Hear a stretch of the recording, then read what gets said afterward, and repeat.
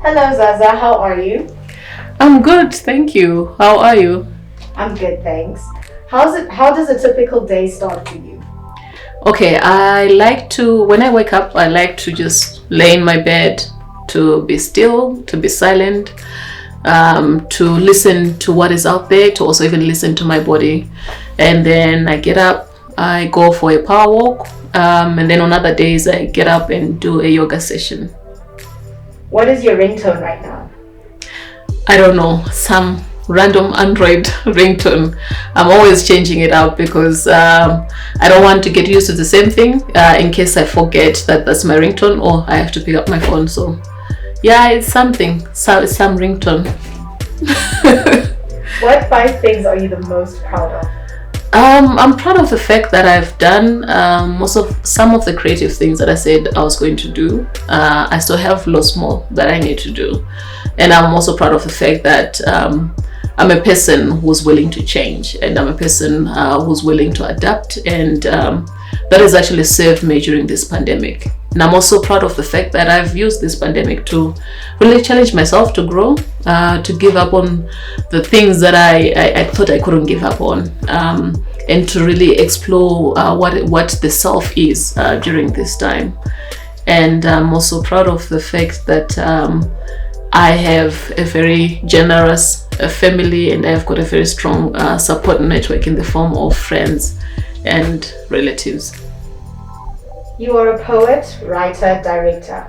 Are there any hidden talents we don't know about? I think all my talents are out there. I've put them out there. But I'm sure, of course, you're going to see different manifestations of those talents in the different collaborations that I'm going to have. But maybe if it is hidden, it's probably even hidden from me, and I'm willing to find out. Who inspires you every day? How have they inspired your work? And how did they inspire you to be the person you are today? Primarily my family, mostly my father and my mother. They've allowed me and my siblings to be who we want to be, to pursue our dreams and ambitions, in spite of the fact that most of the time they don't quite align with what they dreamt for us, what they had in plan for us. And I'm also inspired by the women who are doing great strides out there, people like Dana Gorira, people like Chipo Chung, people like Cheza Mende, who are doing amazing work, who are doing great work in spaces that don't look like they're necessarily built for them. So whenever I look at the things that they're doing and the strides that they're making, I then have to motivate myself and say, oh, but Zaza, there's no excuse on why you're not doing the things that you need to do, and you should do better. Positive Death and Radio Culture is Dead are some of your earlier works. Why the dark themes and dark titles? It was dark times. They were really dark times. Being a director, theatre writer, and poet is a very impressive job, especially in this day and age. You are currently a part of the Almasi team. Was it an easy journey to get to this stage in your life? And did you get a lot of support? Honestly, I don't think there's any journey that is ever easy. It doesn't matter whatever profession you decide that you want to do or career choice you make. Mine wasn't easy because, first of all, being an artist is not the job of choice or the profession of choice in Zimbabwe, especially for most parents and for most communities. So it was a constant navigation of negotiation, of explanation, of exploration, and of really motivating yourself as well. Motivating myself to just say, you know what? You didn't choose this because it was glamorous. You didn't choose this because there was any money involved. Of course, money will be nice because you need to keep a roof over your head. There's a reason why.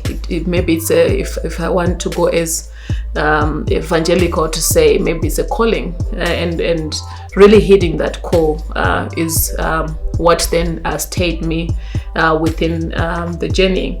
And it was also very helpful that most of the people I came across, they connected me to the next person, who then connected me to the next person, who connected me to the next opportunity, which was really amazing. And I mean, I want to give a big shout out to people like Walter Mparuza, who really shaped my view of the life of an artist and of the life of a creative and about process, who also then motivated me to really think less of the product but more of the process. Same thing with people like Zaza Muchemwa, who also helped me to deepen my skills as a writer, and also gave me different perspectives of being a creative. And I think that it's not really possible to quantify the kind of life-changing experience that a person can have when you are in the presence of a master who's generous, of a master who wants to mentor, who wants you to further yourself as a person, as a creative.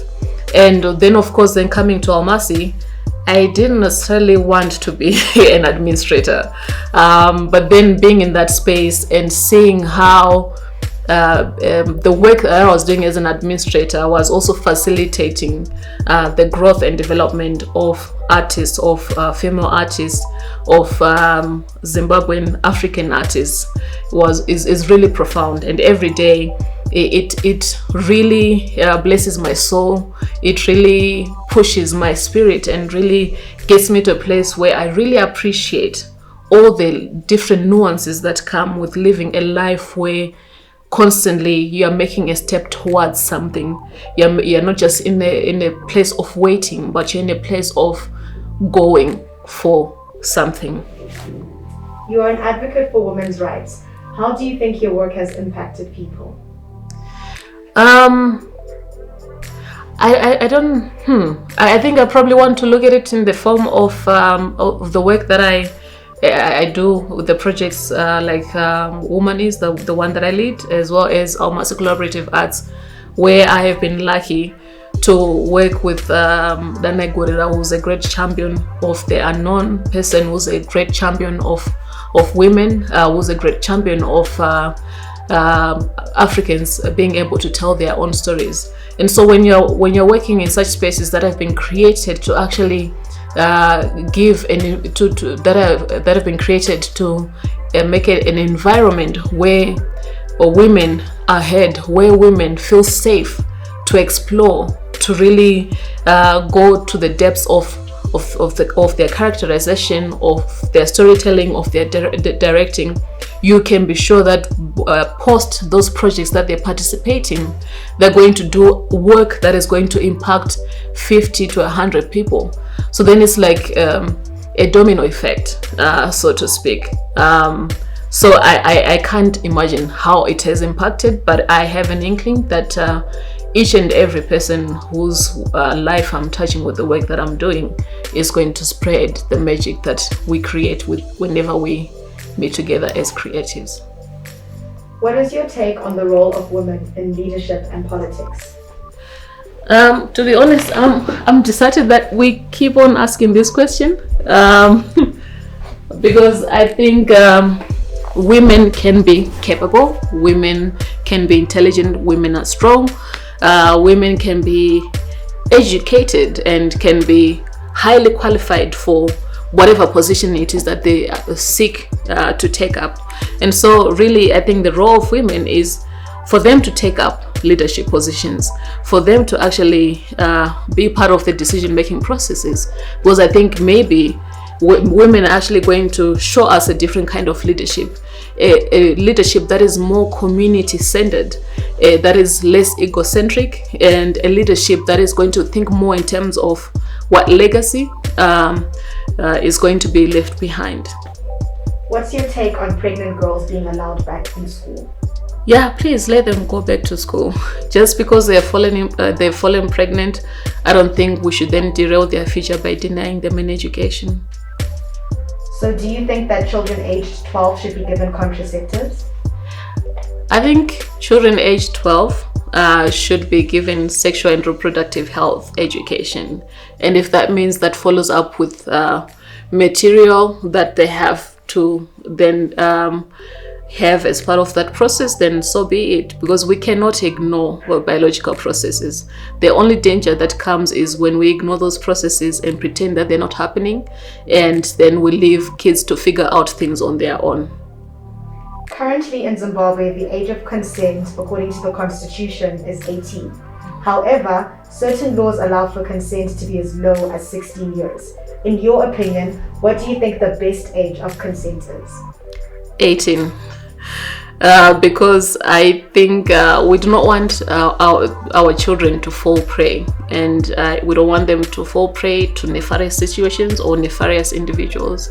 So definitely, I think just to make sure that children are protected, and because I think 18 is the time that a person is almost an adult, enough of them to really make informed choices about their body and about what they want to participate in.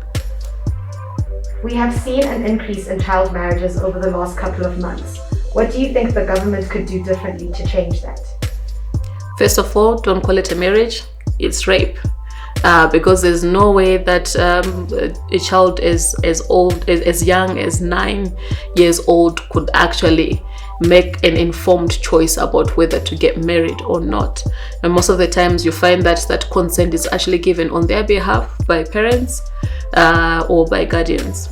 So definitely we should actually term it as rape, because we are raping, that you are basically raping a child. You're taking their future from them. You're denying them the basic right of actually just growing up to be children. If you could bring back any change maker, who would it be and why? Definitely I would choose Yvonne Vera, because I love how, as a novelist, she managed to really tell the narrative of the black person, of a black woman within a particular time and space. And I like how, even though most of the stories are set in a place that is not the same as me, most of them in Bulawayo and rural Bulawayo, I still saw parts of myself in those narratives. And I think there's nothing much more powerful when you actually tell a story of a people and you allow people to see themselves, and you allow people to really see parts of themselves and imagine different futures for themselves.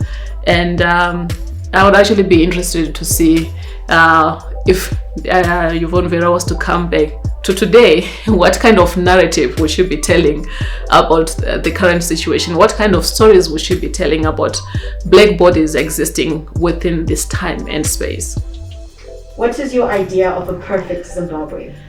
My idea of a perfect Zimbabwe is a Zimbabwe where everyone has water, clean water, and they have food, they have shelter, and they have access, and access meaning access to information, access to basic health facilities, wellness, and all of those things.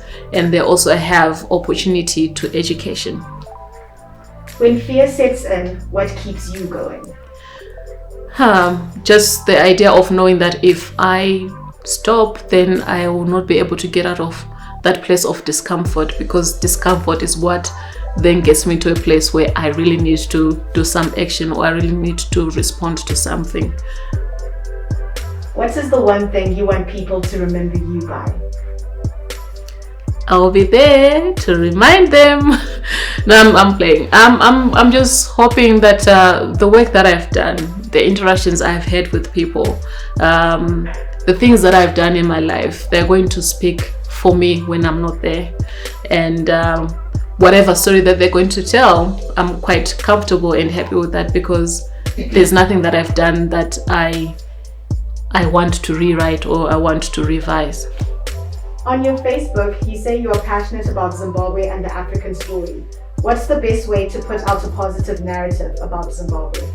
I think there is only one way, which is really to allow as many diverse and nuanced stories about Zimbabwe to exist, to actually be told. Because like what Chimamanda Ngozi Adichie is always saying, that there is a danger in a singular story. And I think that dangerous singular story is what could actually negatively impact Zimbabwe and its narrative. But when we allow all the complexities of being Zimbabwean, of Zimbabwe to actually be out there, then we can have a positive story or positive stories about Zimbabwe. All right, thank you very much. We're going to leave you to the rest of your day. All right, great. Thank you.